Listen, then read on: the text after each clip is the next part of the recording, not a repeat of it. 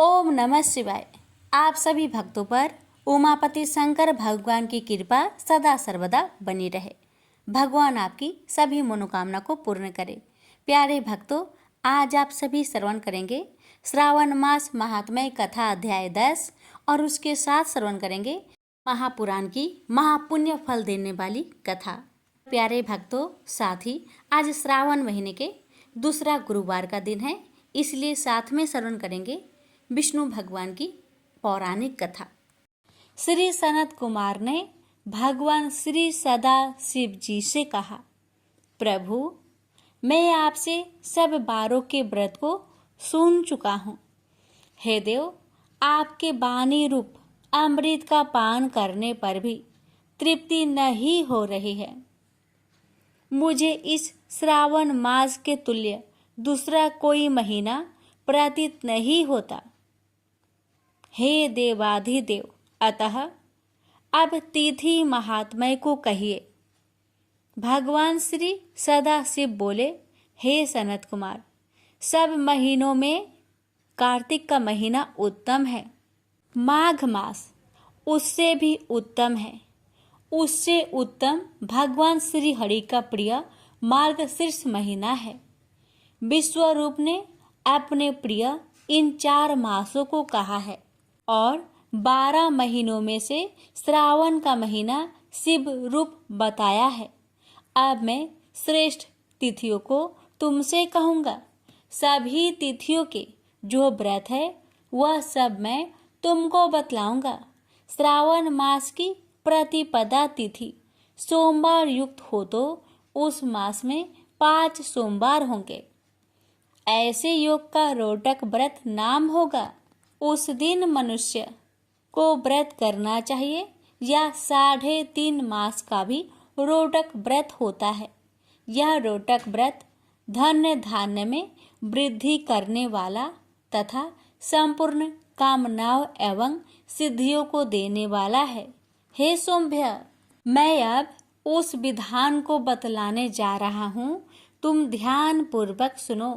श्रावण मास के शुक्ल पक्ष की प्रतिपदा को प्रातः उठकर ज्ञानी को रोटक व्रत का संकल्प करना चाहिए।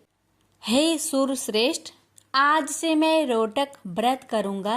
हे जगत गुरु, मुझ पर कृपा करे। यूं संकल्प करके प्रतिदिन भगवान सदा शिव का अर्चन करे। अखंडित बेलपत्र, तुलसी पत्र, नील कमल, कमल, कलहार, कुसुम, चंपा, मालती, कुंद, अर्क आदि पुष्पों तथा नाना प्रकार के ऋतुकालीन अन्य फूलों से धूप, दीप, नवद तथा नाना प्रकार के फलों से अर्चन करना चाहिए। विशेष रूप से रोटकों का नैवेद्य अर्पण करना चाहिए। पुष्पहार नाम से 5 रोटक बनाने चाहिए। उनमें से 2 रोटक ब्राह्मण को दे देने चाहिए। 2 रोटक आप खावे और 1 रोटक पदार्थ भगवान सदाशिव को समर्पित करना चाहिए। अवशिष्ट अर्चन करके ज्ञानी को अर्घ्य देना चाहिए।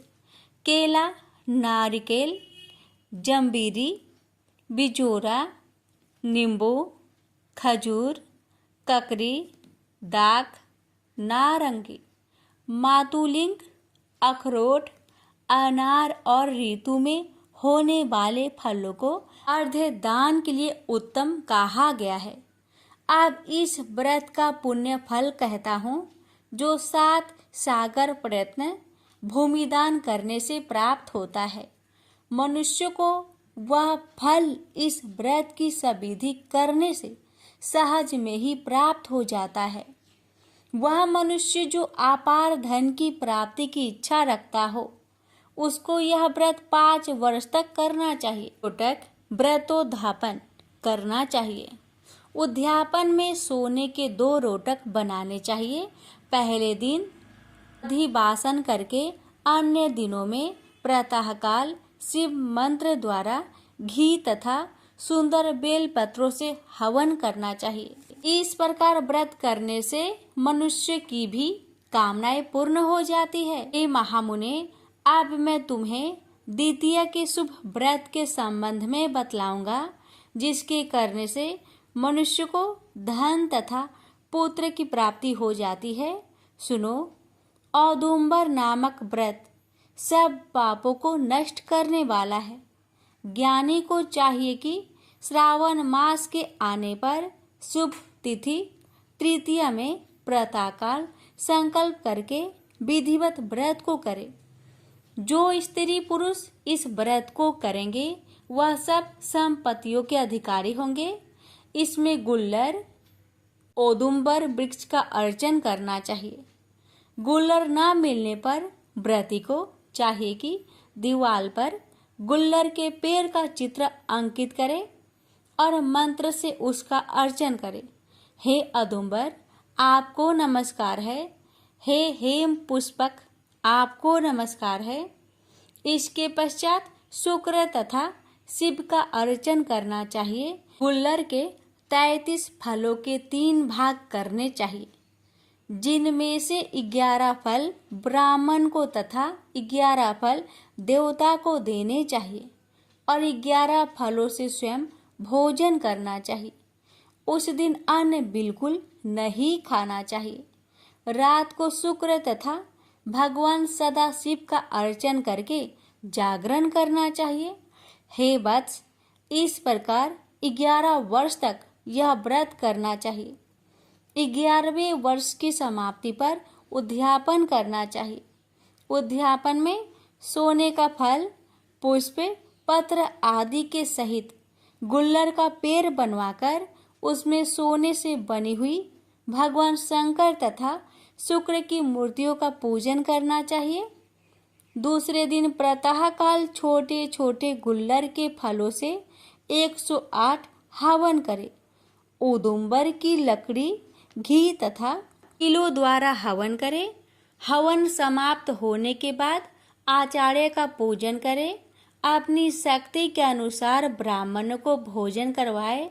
हे तात, इस प्रकार व्रत करने से जो फल होता है आप उसे सुनो। जैसे यह पेड़ बहुत फलों से युक्त होता है, वैसे ही साधक के यहाँ बहुत से पुत्र होते हैं और उसके वंश की वृद्धि होती है। जिस प्रकार सोने के फलों से लदा हुआ यह पेड़ है, उसी प्रकार व्रती भी धनपति हो जाता है। भगवान श्री सदाशिव ने कहा, मैंने यह व्रत किसी दूसरे पर प्रकट नहीं किया है। इस गोपनीय व्रत को केवल तुमसे ही कहा है। इसमें संचय ना करके यह व्रत श्रद्धा भक्ति से करना चाहिए। प्रेम से बोलिए हर हर महादेव। यह बात उस समय की है जब कामीपल्य नगर में एक यज्ञदत्त नाम का एक ब्राह्मण रहता था, जो यज्ञ विद्या में पारंगत था। उसके गुणनिधि नामक एक पुत्र था, जिसकी आयु उस समय 8 वर्ष की थी और उसका यज्ञोपवीत हो चुका था। उसने भी बहुत सी विद्याएं सीखी थी, परंतु पिता से छिपकर वह जुआरी, खेलकूद में संलग्न और गाने बजाने वालों के साथी हो गया। उसने ब्राह्मणों का आचार त्याग, संध्या वंदना आदि से रहित ब्राह्मणों की निंदा में रट तथा पाखंडियों तथा भारों का साथ कर लिया था। माता के कहने पर भी वह पिता के समीप नहीं जाता और पिता तो घर के कार्य और शादी में संलग्न रहा करता। और जब घर आकर अपनी स्त्री से पूछता कि इस समय गुण निधि कहाँ गया है, तो वह कह देती कि इस समय कहीं बाहर गया है, कहीं स्नान या देवताओं की पूजन के लिए गया होगा। एक ही पुत्र वाली होने के कारण वह माता दीक्षित को ठग लेती।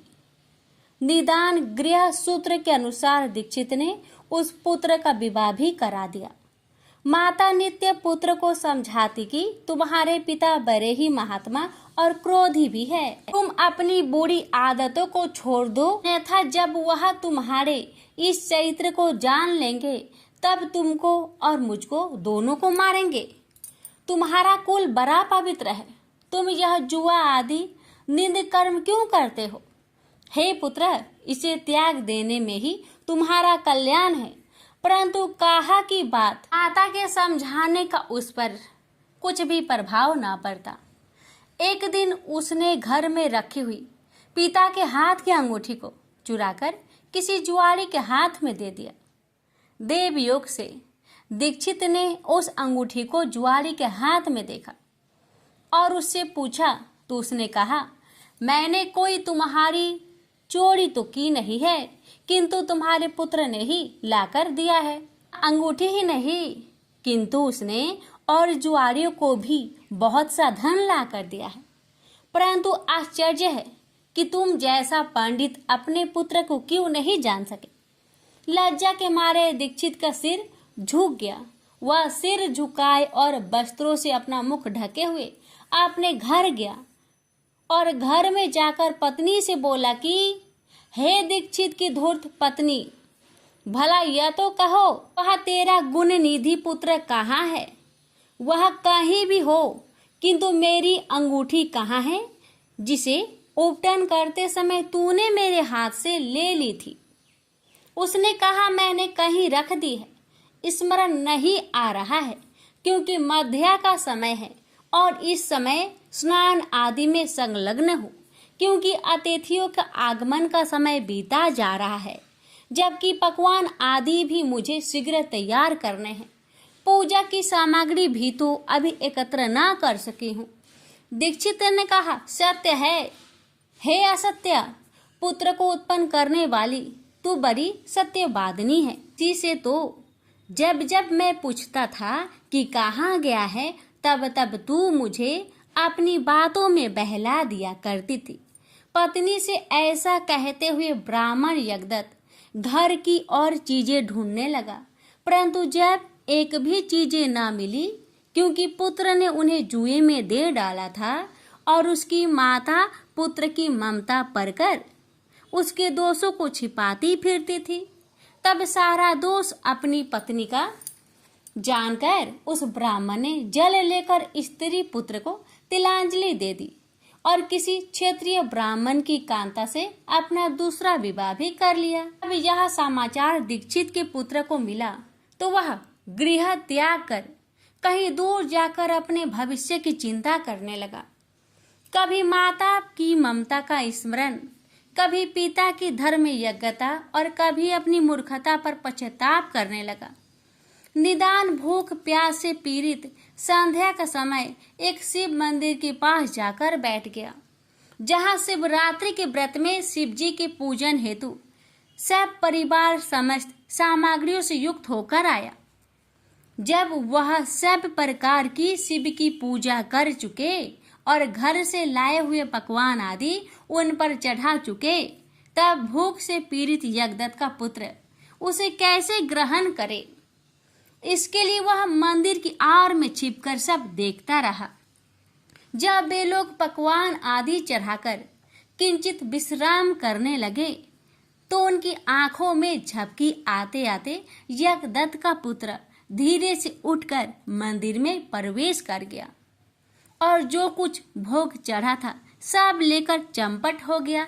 किंतु उस क्षण उसके पैर की धम धमाहट सुनकर वे सोए हुए लोग जाग उठे और चिल्लाते तथा दौड़ते हुए उसका पीछा किया। नगर के लोगों ने भी उसे खदेड़ा और नगर के रक्षकों ने तो उस भागते हुए को ऐसा मारा कि वह क्षण भर में ही अंधा हो गया। अभी तक उसने उस नेवत को खाया भी नहीं था कि इतने में यम के दूतों ने आकर उसे बांध लिया। परंतु जो ही वे उसे ले जाना चाहते थे कि दिव्य विमान पर बैठे हुए शूलधारी शिवजी के पार्षद भी उसे लेने के लिए वहां आ गए और बोले कि हे यमराज के गणों, अब इस परम धर्मात्मा ब्राह्मण को छोड़ दो, क्योंकि इसमें कोई पाप शेष नहीं रहा। यम के दूतों ने शिवजी के पार्षदों को नमस्कार कर कहा, नहीं, आप नहीं जानते, यह बड़ा पापी और अपने धर्म कर्म से नष्ट, कुल के आचार से हीन और अपने पिता का बड़ा शत्रु है। यह देखो, इसने शिव जी का निर्माल्य भी चुराया है। शिव निर्माल्य के भक्षक और उल्लंघन करने वाले को तो छूने से भी पाप लगता है, परंतु धर्म जैसी जानकारी आप सबको है, वैसी हम सबको नहीं है। अतएव यदि इसमें कुछ धर्म का लेस हो तो हमें भी सुनाइए। शिव जी के किंकर उन पार्षदों ने कहा कि हे यमदूतों, इस यज्ञदत्त के पुत्र ने जहाँ बहुत से पाप किए हैं, वही इसने पाप रहित धर्म भी किए हैं। जैसे लिंग के सिर पर गिरती हुई दीपक की छाया को इसने निवारण किया, और रात्रि में इसने अपना वस्त्र फाड़कर दीपक में बत्ती डाली। प्रसंग बस इसने शिव महापुराण की कथा का श्रवण भी किया तथा ऐसे ही और भी कार्य किए हैं। व्रत रहकर इसने शिव जी की पूजा का दर्शन किया, स्थिर चित्त से द्वार पर बैठा रहा। इस कारण यह अभी हमारे साथ शिवलोक को जावेगा, कुछ दिनों तक वहां रहेगा, फिर पाप रहित होकर यह कलिंग देश का राजा होगा, क्योंकि यह ब्राह्मण श्रेष्ठ निश्चय ही शिव का प्रिय है। तुम लोग प्रसन्न हो, अपने लोक को जाओ। ब्रह्मा जी कहते हैं कि यह सुनकर यम के दूत जहां से आए थे वहीं अपने लोक को चले गए। सब समाचार यमदेव से कहा। यमराज ने भी हर्ष से उनकी बात स्वीकार की। फिर तो यमदूतों से छुड़ाया गया वह ब्राह्मण शिवगणों द्वारा शिवलोक को गया और वहां शिव पार्वती की सेवा से लौटकर कलिंग देश का राजा हुआ। हाँ, उसका नाम अरिंदम पड़ा। उसने अपने राज्य में शिव भक्ति का अच्छा प्रचार और प्रसार किया और शिव मंदिर में रत्नों के दीपक जलाते रहने से वह अलकापति हुआ। शिव जी की थोड़ी भी सेवा बहुत फलदायक है। यज्ञदत्त के पुत्र गुण निधि का यह चरित्र जो भी सुनेगा उसकी सब कामनाएं पूर्ण होगी और उसे बड़ा संतोष प्राप्त होगा। तो प्रेम से बोलिए हर हर महादेव, माता पार्वती की जय।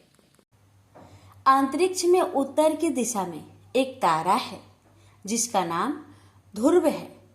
इस तारे का नाम उसी ध्रुव पर रखा गया है जो भगवान विष्णु का परम भक्त था।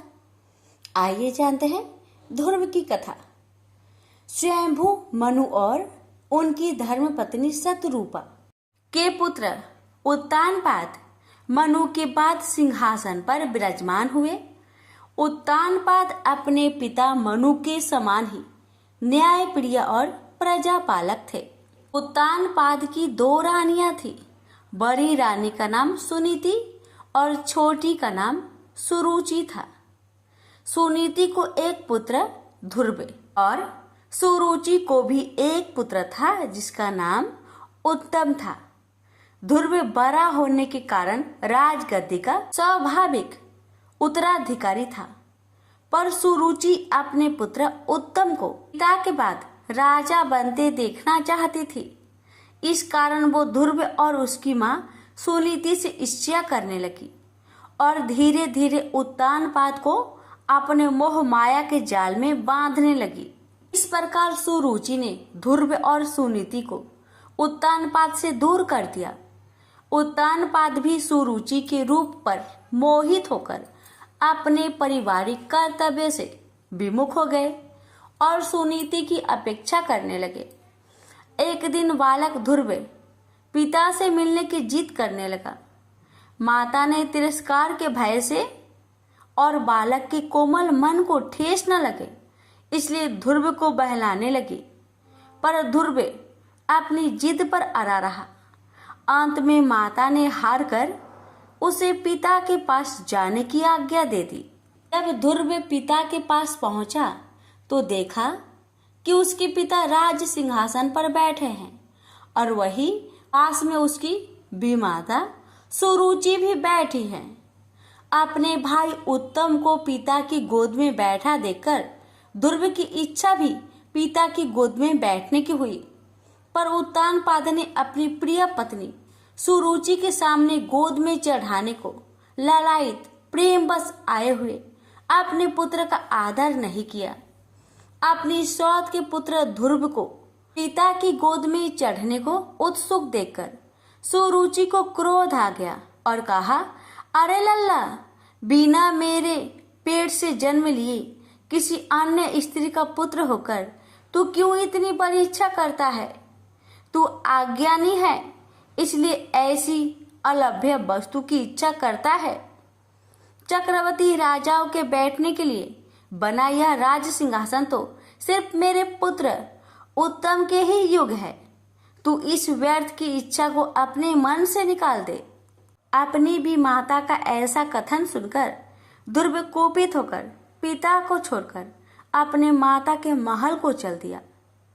उस समय क्रोध से ध्रुव के होठ कांप रहे थे और वो जोरों से सिसकियां ले रहा था। अपने पुत्र को इस प्रकार अत्यंत क्रोधित और खिन्न देखकर सुनीति ने ध्रुव को प्रेम पूर्वक अपनी गोद में बैठाकर पूछा, बेटा, तेरे क्रोध का क्या कारण है? किसने तेरा निरादर करके तेरे पिता का अपमान करने का साहस किया है? ये सुनकर ध्रुव ने अपनी माता को रोते हुए वह सब बात बताई जो उसकी भी माता ने पिता के सामने कही थी। अपने पुत्र से सारी बात सुनकर सुनीति अत्यंत दुखी होकर बोली, बेटा, सुरुचि ने ठीक कहा है। तू अवश्य ही मंद भाग्य है जो मेरे गर्भ से जन्म लिया। पुण्यवानों से उसकी विपक्षी भी ऐसी बात नहीं कह सकती। पूर्व जन्म में तूने जो कुछ भी किया है उसे कौन दूर कर सकता है, और जो नहीं किया है उसे तुझे कौन दिला सकता है। इसलिए तुझे अपनी भी माता के बातों को भूल जाना चाहिए। ये वत्स, पुण्यवानों को ही राजपद, घोड़े, हाथी आदि प्राप्त होते हैं। ऐसा जानकर तू शांत हो जा। यदि सुरुचि के वाक्य से तुझे अत्यंत दुख हुआ है तो सर्व फलदायिनी पुण्य के संग्रह करने का प्रयत्न कर। तू सुशील, पुण्यात्मा और समस्त प्राणियों का हितैषी बन, क्योंकि जिस प्रकार नीची भूमि की ओर ढलकता हुआ जल अपने आप ही जलाशय में एकत्र हो जाता है, उसी प्रकार सत्पात्र मनुष्य के पास समस्त संपत्तियां अपने आप ही आ जाती है। माता की बात सुनकर ध्रुव ने कहा, माँ, अब मैं वही प्रयत्न करूंगा जिससे संपूर्ण लोकों में आदरणीय सर्वश्रेष्ठ पद को प्राप्त कर सकूं। अब मुझे पिता का सिंहासन नहीं चाहिए, वह मेरे भाई उत्तम को ही मिले। मैं किसी दूसरे के दिए हुए पद का इच्छुक नहीं हूँ। मैं तो अपने पुरुषार्थ से ही उस परम पद को पाना चाहता हूँ जिसको पिताजी ने भी प्राप्त नहीं किया है। अपनी माता से इस प्रकार कहकर ध्रुव सुनीति के महल से निकल पड़ा और नगर से बाहर वन में पहुंचा। वहां ध्रुव ने पहले से ही आए हुए 7 मुनीश्वरों यानी 7 ऋषियों को मृग चम्र के आसन पर बैठे देखा। ध्रुव ने उन सबको प्रणाम करके उनका उचित अभिवादन किया और नम्रता पूर्वक कहा, हे महात्माओं, मैं सुनीति और राजा उत्तानपाद का पुत्र ध्रुव हूँ। मैं आत्म गलाने के कारण आपके पास आया हूँ। यह सुनकर ऋषि बोले, राजकुमार, अभी तो तू सिर्फ 4-5 वर्ष का बालक जान पड़ता है। तेरी चिंता का कोई कारण भी दिखाई नहीं देता, क्योंकि अभी तो तेरे पिता जीवित है। फिर तेरी गलाने का क्या कारण है? तब ध्रुव ने ऋषियों को वह सब बात बताई जो सुरुचि ने उसे कहे थे। ये सुनकर ऋषिगण आपस में कहने लगे, अहो, छात्र तेज कैसा परवल है जिससे इन नन्हे बालक के हृदय से भी अपनी भी माता के दुर्वचन नहीं टलते। ऋषि बोले, हे क्षत्रिय कुमार, तूने जरूर कुछ निश्चय किया है। अगर तेरा मन करे तो वह हमें बता। हे तेजस्वी, हमें ये भी पता कि हम तेरी क्या सहायता करें। ध्रुव ने कहा, हे मुनिगण, मुझे ना तो धन की इच्छा है और ना ही राज्य की। मैं तो केवल एक उसी स्थान को जाना चाहता हूँ जिसको पहले किसी ने न भोगा हो। हे मुनि श्रेष्ठ, आप लोग बस मुझे यह बता दे कि क्या करने से मुझे वह श्रेष्ठ स्थान प्राप्त हो सकता है। ध्रुव के इस प्रकार पूछने पर सभी ऋषिगण एक एक करके ध्रुव को उपदेश देने लगे। मरीचि बोले, हे राजपुत्र, बिना नारायण की आराधना किए मनुष्य को वह श्रेष्ठ स्थान नहीं मिल सकता, अतः तू उनकी ही आराधना कर। अत्रि बोले, जो परा आकृति से भी पड़े हैं वे परम पुरुष नारायण जिससे संतुष्ट होते हैं उसी को वह अक्षय पद प्राप्त होता है, यह मैं एकदम सच कहता हूँ। अंगिरा बोले, यदि तू अग्र स्थान का इच्छुक है तो जिस सर्वव्यापक नारायण से यह सारा जगत व्याप्त है तू उसी नारायण की आराधना कर। पुलस्त्य बोले, जो परम ब्रह्मा, परम धाम और परम स्वरूप है, उन नारायण की आराधना करने से मनुष्य अति दुर्लभ मोक्ष पद को भी प्राप्त कर लेता है। पुलह बोले, हे सुब्रत, जिन जगतपति की आराधना से इंद्र ने इंद्र पद प्राप्त किया है तू उन यज्ञपति भगवान विष्णु की आराधना कर। क्रतु बोले, जो परम पुरुष, यज्ञ और युगेश्वर है, उन जनार्दन के संतुष्ट होने पर कौन सी वस्तु दुर्लभ रह जाती है। वशिष्ठ बोले, हे वत्स, विष्णु भगवान की आराधना करने पर तू अपने मन से जो कुछ चाहेगा वही प्राप्त कर लेगा, फिर त्रिलोकी के श्रेष्ठ स्थान की तो बात ही क्या है। ध्रुव ने कहा, हे महर्षिगण, आप लोगों ने मुझे आराध्य देव तो बता दिया, आप कृपा करके मुझे ये भी बता दीजिए कि मैं किस प्रकार उनकी आराधना करूं। ऋषिगण बोले, हे राजकुमार, तू समस्त ब्रह्मा विषयों से चित्त को हटाकर उस एकमात्र नारायण में अपने मन को लगा दे और एकाग्रचित होकर ओम नमो भगवते वासुदेवाय इस मंत्र का निरंतर जाप करते हुए उनको प्रसन्न कर। ये सब सुनकर ध्रुव उन ऋषियों को प्रणाम करके चल दिया और यमुना के तट पर अति पवित्र मधु नामक वन में पहुंचा, जिस मधुवन में नित्य श्री हरि का सानिध्य रहता है। उसी सर्व पाप हरि तीर्थ में ध्रुव कठोर तपस्या करने लगा। इस प्रकार दीर्घ काल तक कठिन तपस्या करने से ध्रुव के तपोबल से नदी, समुद्र और पर्वत सहित समस्त भूमंडल अत्यंत क्षुब्ध हो गए और उनके क्षुब्ध होने से देवताओं में खलबली मच गई। तब देवताओं ने अत्यंत व्याकुल होकर इंद्र के साथ परामर्श करके ध्रुव का ध्यान भंग करने का आयोजन किया।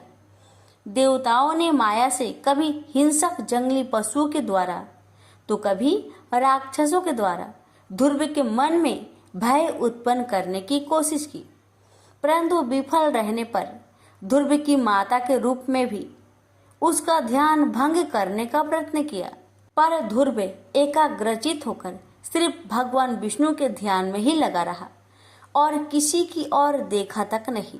जब सब प्रकार के प्रयत्न विफल हो गए तो देवताओं को बड़ा भय हुआ और सब मिलकर श्री हरि की शरण में गए। देवता बोले, हे जनार्दन, हम उत्तानपाद के पुत्र की तपस्या से भयभीत होकर आपकी शरण में आए हैं। हम नहीं जानते कि वह इंद्रपद चाहता है या उसे सूर्य, वरुण या चंद्रमा के पद की अभिलाषा है। आप हम पर प्रसन्न होइए और उसे तप से निवृत्त कीजिए। श्री भगवान बोले, हे देवगण, उसे इंद्र, सूर्य, वरुण, कुबेर आदि किसी की पद की अभिलाषा नहीं है।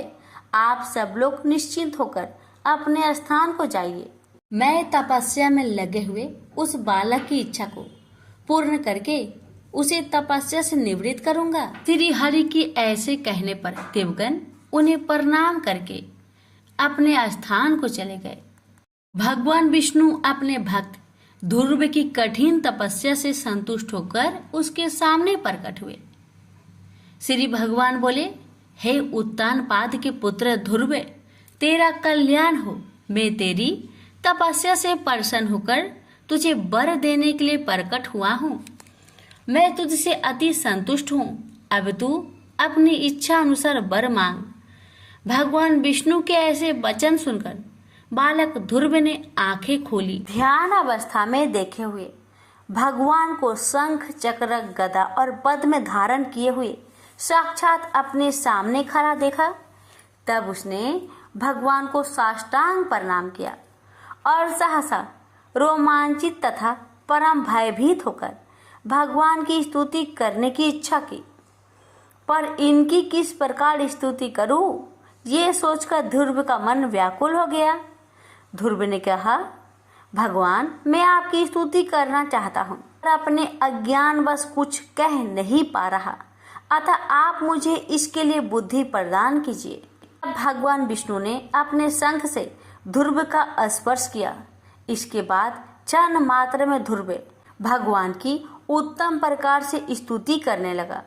जब ध्रुव की स्तुति समाप्त हुई तब भगवान बोले, हे ध्रुव, तुमको मेरा साक्षात दर्शन हुआ है, इससे निश्चित ही तेरी तपस्या सफल हो गई है। पर मेरा दर्शन तो कभी निष्फल नहीं होता, इसलिए तुझे जिस वर की इच्छा हो वह मांग ले। ध्रुव बोला, हे भगवान, आपसे इस संसार में क्या छिपा हुआ है। मैं मेरी सौतेली माता के गरुएले वचनों से आहत होकर आपकी तपस्या में प्रवृत्त हुआ हूँ, जिन्होंने कहा था कि मैं अपने पिता के राज सिंहासन की योग नहीं हूँ। अतः हे संसार को रचने वाले परमेश्वर, मैं आपकी कृपा से वह स्थान चाहता हूँ जो आज तक इस संसार में किसी को भी प्राप्त ना हुआ हो। श्री भगवान बोले, वत्स, तूने अपने पूर्व जन्म में भी मुझे संतुष्ट किया था, इसलिए तू जिस स्थान की इच्छा करता है वह तुझे अवश्य प्राप्त होगा। पूर्व जन्म में तू एक ब्राह्मण था और मुझ में निरंतर एकाग्रचित रहने वाला माता पिता का सेवक तथा स्वधर्म का पालन करने वाला था। बाद में एक राजपुत्र से तेरी मित्रता हो गई। उसके वैभव को देखकर तेरी इच्छा हुई कि मैं भी राजपुत्र हूँ। अतः हे ध्रुव, तुझको अपनी मनोवांछित इच्छा प्राप्त हुई। जिस स्वयंभू मनु के कुल में किसी को स्थान मिलना अति दुर्लभ है, उन्हीं के घर में तूने उत्तानपाद के यहाँ जन्म लिया। जिसने मुझे संतुष्ट किया है उसके लिए इस संसार में कुछ भी असंभव नहीं है। मेरी कृपा से तू निश्चय ही उस स्थान को प्राप्त करेगा जो त्रिलोकी में सबसे उत्कृष्ट है और समस्त ग्रहों और तारा मंडल का आश्रय है। मेरे प्यारे भक्त ध्रुव, मैं तुझे वह निश्चल ध्रुव स्थान देता हूँ जो सूर्य, चंद्र आदि ग्रहों, सभी नक्षत्रों और सप्त ऋषियों से भी ऊपर है। तेरी माता सुनीति भी वहाँ तेरे साथ निवास करेगी और जो लोग प्रातः काल और संध्या काल तेरा गुणगान करेंगे उन्हें महान पुण्य प्राप्त होगा। धन्य है ध्रुव की माता सुनीति, जिसने अपने हितकर वचनों से ध्रुव के साथ साथ स्वयं भी उस सर्वश्रेष्ठ स्थान को प्राप्त कर लिया। ध्रुव के नाम से ही उस दिव्य लोक को संसार में ध्रुव तारा के नाम से जाना जाता है। ध्रुव का मतलब होता है स्थिर, अपने स्थान से विचलित न होने वाला, जिसे भक्त ध्रुव ने सत्य साबित कर दिया। भक्त ध्रुव की कहानी में हमें यह शिक्षा मिलती है कि जिसके मन में दृढ़ निश्चय और हृदय में आत्मविश्वास हो, वह कठोर पुरुषार्थ के द्वार इस संसार में असंभव को भी संभव कर सकता है। प्रेम से बोलिए लक्ष्मी नारायण की जय।